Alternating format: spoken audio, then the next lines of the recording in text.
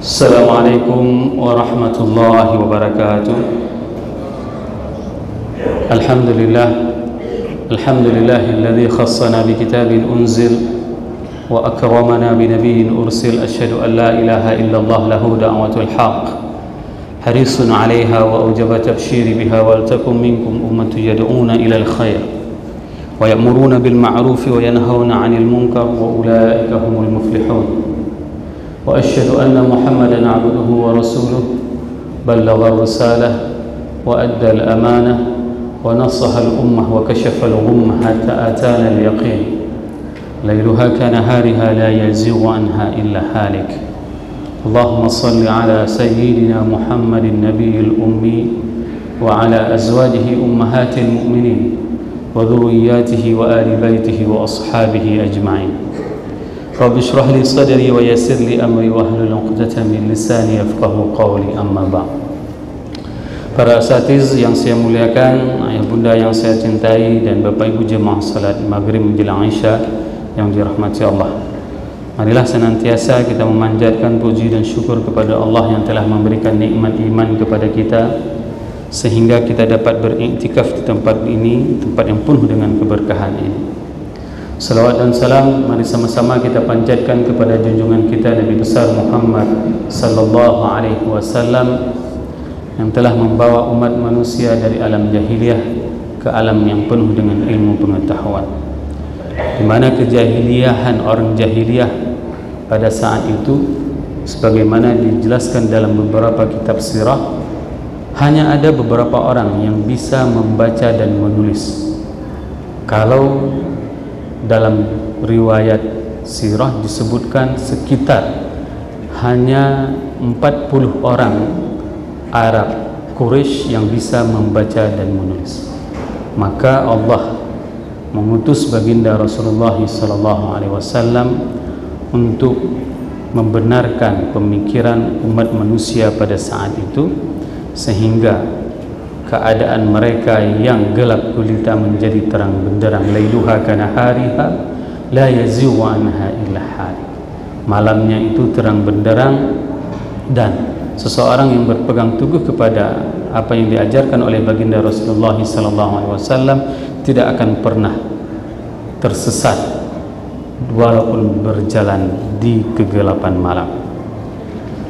Semoga jamaah yang berhadir pada malam yang berbahagia ini mendapatkan syafaat dari baginda Rasulullah SAW dan akan disuguhkan air dari telaga Kausar. Allahumma amin. Pertemuan yang lalu kita telah membahas tentang syafaat baginda Rasulullah SAW. Ada sebuah hadis yang sangat menarik. Pada saat hadisnya sangat panjang yang sudah kita bacakan pada pertemuan sebelumnya. Pada saat semua kita nanti yang termasuk yang berada pada malam ini itu akan mencari sosok Nabi Muhammad SAW, kita akan menanyakan di mana yang namanya Nabi Muhammad. Semua manusia mulai dari awal diciptakan sampai dengan hari akhirat akan mencari satu orang sosok Nabi Muhammad dan akan meminta syafaat. Pada saat itu orang-orang berdatangan mendatangi Nabi Adam. Nabi Adam mengatakan dirinya dia pernah berdosa pada saat Allah melarang untuk memakan buah khuldi, namun dia melanggar. Datang ke Nabi Nuh. Nabi Nuh telah menggunakan doa pamungkasnya. Kenapa? Karena pada saat beliau berdakwah selama 1000 tahun, hanya 50 tahun masa dakwah beliau yang aman. 950 tahun itu hanya beberapa orang yang masuk beriman kepada ajakan Nabi Nuh, sehingga Nabi Nuh meminta kepada Allah untuk memusnahkan mereka semuanya yang tidak beriman kepada Allah. Sehingga pada saat orang-orang mendatangi Nabi Nuh, pada saat itu Nabi Nuh juga menyarankan untuk mendatangi Nabi yang lain. Datang Nabi Musa, Musa juga seperti itu. Mendatangi Nabi Isa juga seperti itu. Sehingga datanglah kepada baginda Rasulullah SAW. Pada saat itu hadis yang diriwayatkan oleh Husain ibnu Abdurrahman an syaikhihi min Quraisy qala auhallahu ila nabiyhi Muhammad alaihi salam. Pada saat itu datang kita kepada baginda Rasulullah SAW untuk meminta syafaat kepada baginda Rasul. Dan Allah menanyakan kepada Nabi Muhammad, atuhibba an aj'ala amru ummatika ilaik. Wahai Muhammad, kuberikan wewenang kepadamu untuk kau perlakukan umatmu sesuka hatimu. Mau kau apain silahkan. Ini wewenang otoritas yang diberikan oleh Allah kepada Nabi Muhammad. Namun lihatlah bagaimana akhlak baginda Rasulullah sallallahu alaihi wasallam pada saat diberikan otoritas oleh Allah untuk memperlakukan umatnya sesuka hati Nabi Muhammad. Maka pada saat itu Nabi Muhammad menjawab, yarhamkumullah. Ini bukan jawaban Nabi Muhammad ya, jawaban dari Bersin tadi. Yarhamkumullah, yahdikumullah. Nabi Muhammad menjawab, la ya Rabbi, anta khairum minni wa arham minni. Tidak wahai Allah, engkau itu lebih sayang daripadaku dan lebih baik daripadaku. Fa'auhallahu ta'ala ilaihi izan ahzika fihim. Maka pada saat itu Allah memberikan wewenang kepada Nabi Muhammad untuk memberikan syafaat kepada siapapun yang dia inginkan. Ini merupakan sebuah pujian dan bagaimana akhlak baginda Rasulullah SAW yang harus menjadi contoh bagi kita semuanya. Kenapa? Karena Allah sendiri yang mengatakan standarisasi akhlak baginda Rasulullah SAW itu adalah Allah. Wa innaka la'ala khuluqin azim. Standar akhlak Nabi Muhammad itu adalah Allah. Hari ini mungkin kita bisa senang kepada seseorang dikarenakan apa? Dikarenakan dia punya jabatan. Kita bisa suka kepada seseorang dikarenakan dia punya duit banyak. Mungkin tampangnya yang ganteng, cara berkatanya yang baik. Itu dikarenakan akhlak standarisasi manusia. Lihatlah bagaimana kecintaan seorang ayah kepada anaknya. Kendati anaknya maaf, anaknya bodoh, anaknya sakit, tapi cinta seorang ayah itu luar biasa terhadap anaknya. Nah, itu merupakan akhlak dari seorang ayah kepada anak. Bagaimana cinta Rasul kepada kita, sehingga apa? Sehingga kita harus menjadikan ini sebagai ibrah, pelajaran kita. Wa'adul haq, janji pasti ini seharusnya menjadi pelajaran penting kepada kita semuanya. Agar apa? Agar kita bisa hidup sukses di dunia dan di akhirat. Bapak Ibu jemaah yang dirahmati Allah, pada malam ini kita akan membahas tentang buku catatan, di mana setelah Rasul nanti memberikan syafaatnya kepada umatnya, maka kita akan diberikan buku catatan.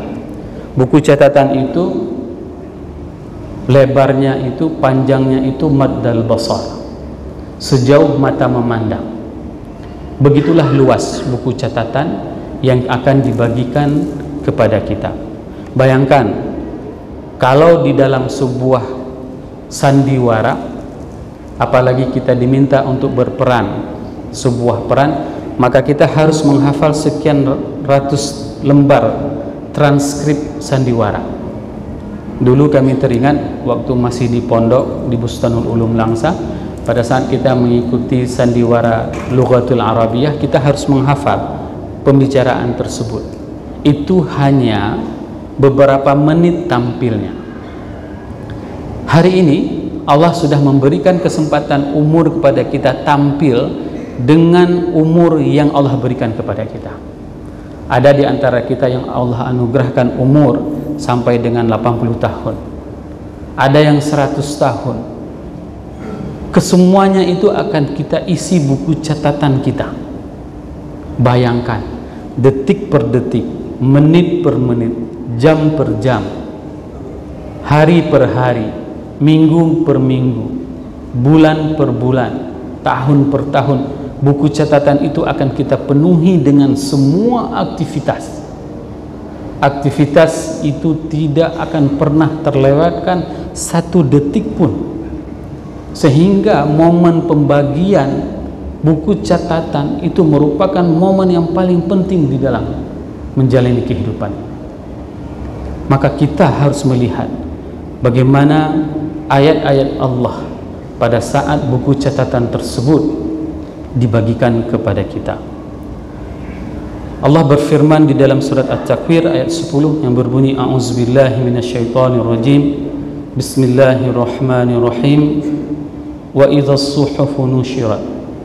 Dan apabila suhuf, buku itu diterbitkan semuanya, buku-buku catatan itu akan dipampangkan di atas kita, di hadapan kita, dan kita akan melihat catatan tersebut maddul basar, sejauh mata memandang, dan tebalnya itu adalah, jilitannya itu adalah 99 jilid buku catatan kita. Ini merupakan momen yang paling menegangkan pada saat buku catatan tersebut diterbitkan oleh Allah, diproduksi, dan itu akan diberikan kepada kita. Dan bagaimana suasananya pada saat buku catatan tersebut diberikan kepada manusia?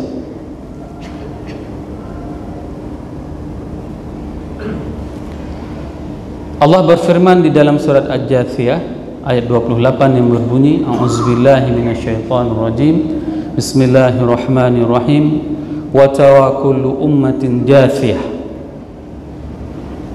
kullu ummatin tud'a ila kitabiha al-yawma tujza ma kuntum ta'malun. Dan pada hari wa tawa kullu ummatin jathiyah, pada saat itu setiap manusia jathiyah, mereka itu semuanya berlutut. Kondisi orang-orang yang pada saat mereka menerima buku catatan itu, ada di antara mereka yang sambil berlutut, dan mereka akan dipanggil, tud'a ila kitabiha yauma tujza ma kuntum ta'malun, yauma tujzauna ma kuntum ta'malun. Dan mereka itu akan dipanggil satu persatu. Bayangkan hari ini pada saat kita mengantri, itu merupakan sesuatu yang paling membosankan. Baru kita mengantri sebentar saja di rumah sakit, sudah merepet, sudah tidak sabar. Bagaimana nanti antriannya di hari akhirat pada saat kita akan diberikan buku catatan tersebut? Dan buku catatan tersebut, ma kuntum ta'malun, apa saja yang telah kita perbuatkan pada saat kita hidup di dunia. Yakinilah Bapak Ibu jemaah yang dirahmati Allah, duduk kita di malam ini merupakan catatan yang akan tertulis di dalam buku harian kita. Bayangkan, ternyata nanti pada saat kita dihisab oleh Allah, kita akan mengklaim semuanya, kita akan mengakui semuanya dan meminta kepada Allah, akan menanyakan semuanya. Mana dulu kebaikan yang pernah kulakukan? Pada saat pengajian setelah maghrib di Masjid Baitur Rahman, aku beriktikaf sembari mengikuti pengajian. Semua catatan tersebut akan tertulis, akan terhurai di dalam buku catatan kita. Bapak Ibu jemaah yang dirahmati Allah, manusia pada saat mereka mendapatkan buku catatan tersebut, maka mereka disuruh baca oleh Allah terhadap buku catatan tersebut. Maka kalau seandainya kondisi ini terjadi kepada manusia tersebut, dia adalah orang yang paling apes, dia adalah orang yang paling rugi. Kenapa? Karena kita diminta berjidal dengan Allah. Seharusnya kondisi seperti itu tidak dialami oleh manusia. Kondisi pada saat dia itu disuruh membaca bukunya, itu tidak akan terjadi. Karena siapapun yang disuruh membaca buku hariannya, maka mereka itu adalah orang-orang yang merugi. Allah berfirman di dalam surat Al-Isra ayat 14 yang berbunyi, a'udzubillahi minasyaitonirrajim, bismillahirrahmanirrahim, ikra' kitabaka kafa binafsika al-yawma 'alaika hasiba. Bacalah buku catatanmu, Kafa bi nafsika al-yawm, cukup bagi dirimu, alaika hasiba, engkau karena akan dihisab hari ini. Maka terbayang oleh kita pada saat kita sedang diaudit. Bagi kita yang bekerja di instansi pemerintahan, kita mengalami beberapa proses audit yang itu pasti akan kita alami. Pertama sekali kita dinamakan dengan ada audit internal, diaudit oleh teman-teman kita. Setelah itu kita akan diaudit lebih meluas lagi, ada yang diaudit oleh Itjen. Setelah itu ada yang diaudit oleh BPKP, ada yang diaudit oleh BPK. Kalau terjadi permasalahan yang sangat besar, maka itu akan diaudit oleh KPK. Berarti permasalahannya sudah sangat luar biasa. Nah, hari itu hari pengauditan terhadap seluruh perbuatan kita. Maka jangan sampai kita itu disuruh untuk membacakan kitab harian kita oleh Allah. Oleh sebab itu, Bapak Ibu jamaah yang dirahmati Allah, kita sangat dianjurkan untuk meminta doa kepada Allah, yaitu doa yang dianjurkan oleh baginda Rasulullah SAW yang berbunyi, Allahumma hasibni hisaban yasira. Ya Allah, berikanlah aku hisab yang ringan. Allahumma hasibni hisaban yasira. Dan selanjutnya diajarkan oleh baginda Rasulullah dengan doa yang lain, bahwasanya Allahumma innaka afuwun karimun halimun tuhibbul afwa fa'fu anna. Ini merupakan di antara doa-doa yang harus kita panjatkan. Dikarenakan apa? Dikarenakan pada saat kita dibagikan buku catatan tersebut, nanti kita tidak ditanyakan satu persatu halamannya. Akan tetapi malaikat yang menjadi pemeriksa buku catatan kita itu diibaratkan dengan hanya membolak-balik halaman kertas buku catatan. Setelah itu dikatakan selesai. Ini yang dimaksud dengan hisaban yasira. Kalau seandainya disuruh baca seperti ayat yang kita bacakan tadi, berarti buku catatan kita itu bermasalah.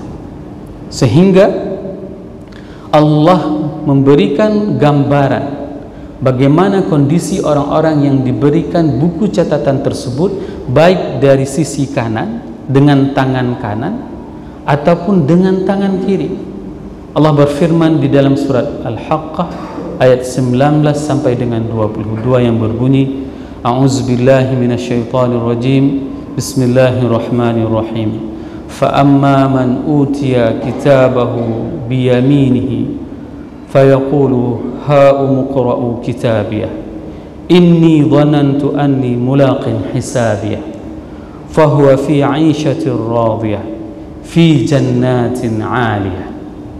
Ini adalah kondisi orang-orang pada saat diberikan buku catatan tersebut dari sisi kanan mereka, dan mereka meyakini, inni dhanantu anni mulaqin hisabiyah. Mereka yakin sekali bahwasanya kebaikan yang mereka lakukan itu akan mendapatkan balasan dari Allah.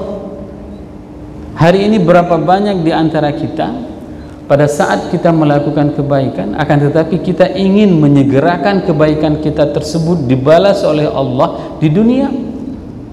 Ini menjadi sebuah permasalahan. Para sahabat salafus salih mereka itu sangat khawatir kalau seandainya kebaikan yang mereka lakukan tersebut itu dibalasnya di dunia, tidak lagi dibalas di hari akhirat. Maka bisa kita bayangkan bagaimana bahagianya seseorang itu menerima rapotnya dari tangan kanannya.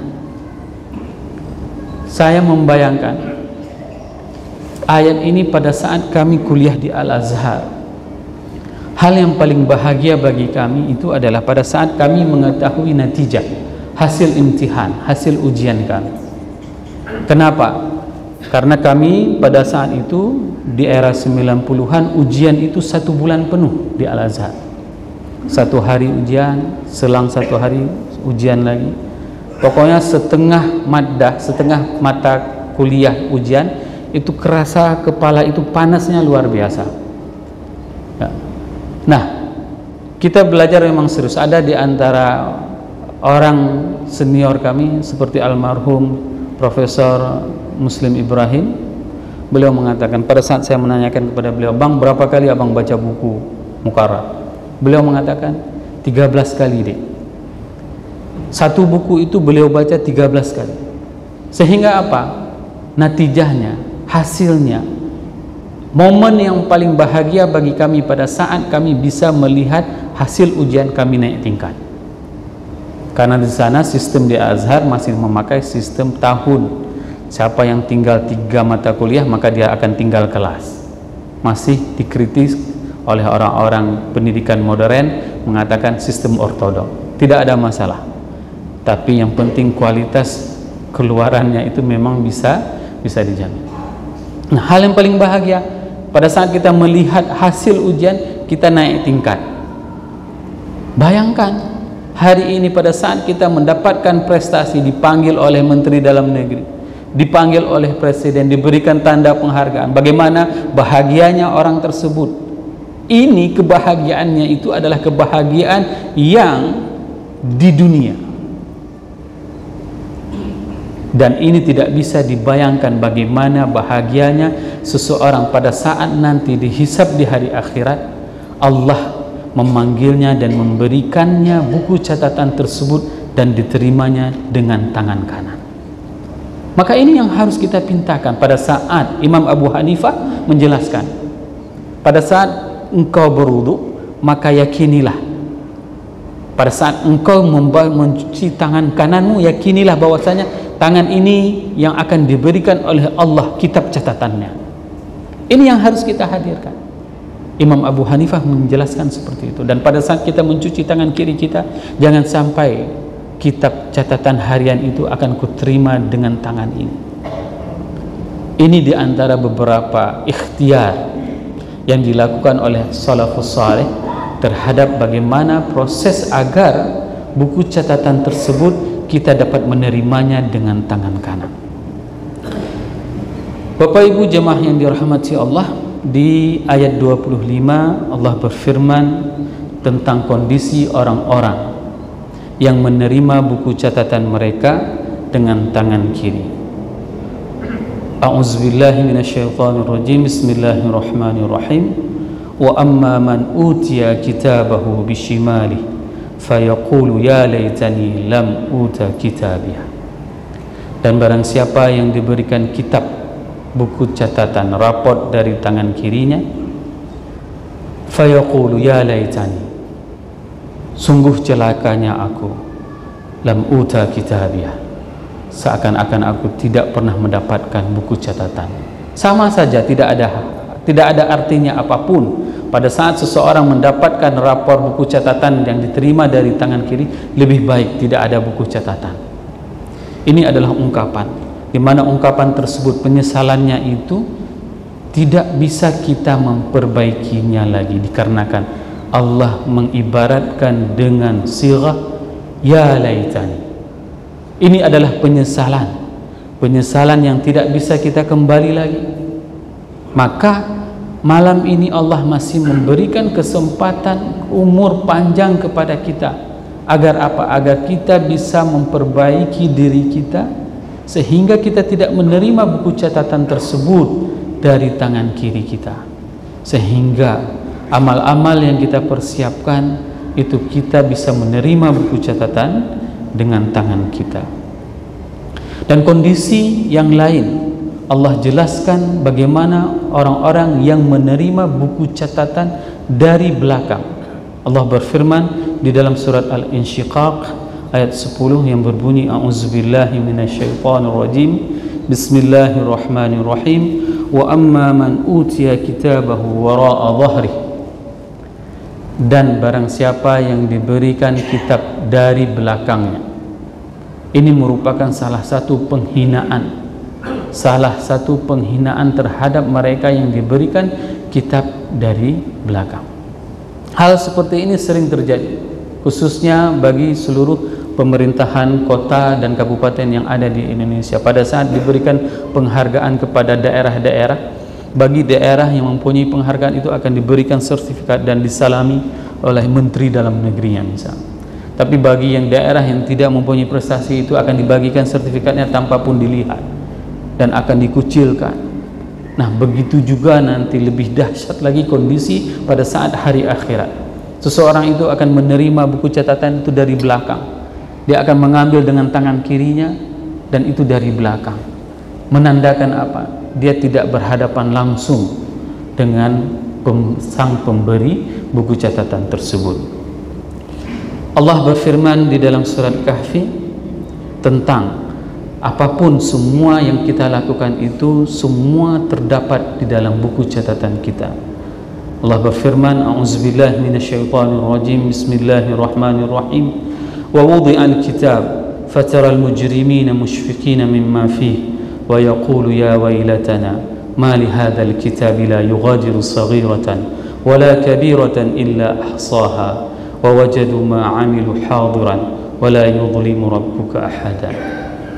Ini yang dikatakan oleh orang-orang mujrimin, orang-orang yang melakukan kemaksiatan, orang-orang yang melakukan kriminalitas kepada Allah. Kriminalitas itu bukan hanya kriminalitas badan saja, akan tetapi kriminalitas itu adalah bisa juga termasuk di dalam kriminalitas al-jawarih ataupun al-qalb.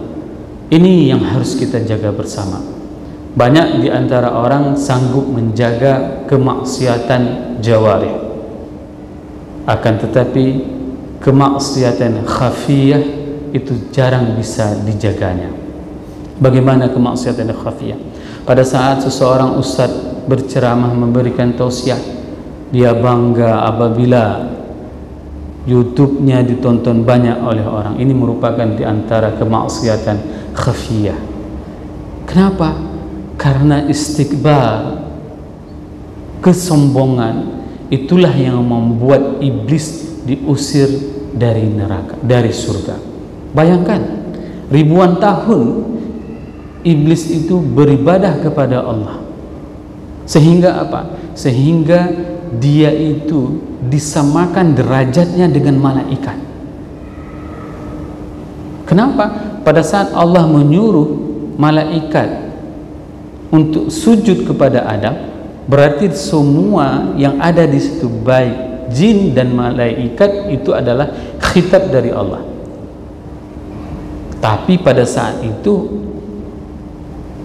iblis tidak mau sujud kepada Adam dikarenakan khalaqtahu min tin wa khalaqtani min nar. Engkau ciptakan dia dari tanah, sedangkan aku engkau ciptakan dari api. Bayangkan, inilah bentuk kesombongan, bentuk kemaksiatan yang ada di dalam hati kita. Pada saat kita pergi salat subuh di tengah sepi, maka kita merasa bangga diri kita. Ya Allah, sungguh hebat saya. Di saat saudara-saudara saya yang lain tertidur pulas, saya sudah bangun untuk memujimu. Dibetik oleh iblis perilaku seperti itu sehingga kita membuat bangga diri kita. Begitu juga pada saat kita lagi jalan salat subuh, kita melihat ada anak-anak muda yang masih nongkrong di kafe. Lalu kita terbisikkan oleh iblis, kok bisa ya anak-anak itu seperti itu keimanannya, sehingga kita merasa diri kita itu jauh lebih alim dari dia.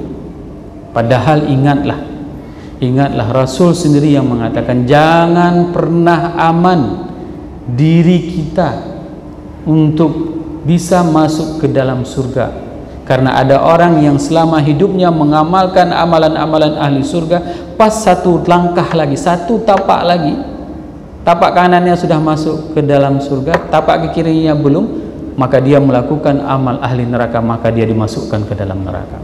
Begitu juga ada orang yang sepanjang hidupnya dia melakukan kemaksiatan, akan tetapi pas satu langkah lagi dia melakukan amal ahli surga, maka Allah masukkan dia ke dalam surga.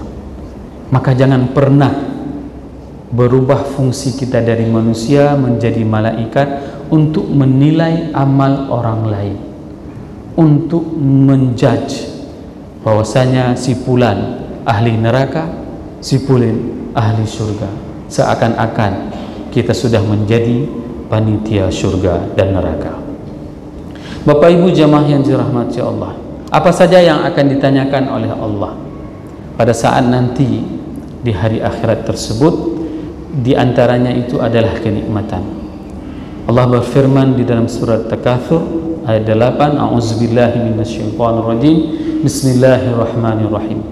Tsumma latus'alunna yawma idzin 'anil na'im.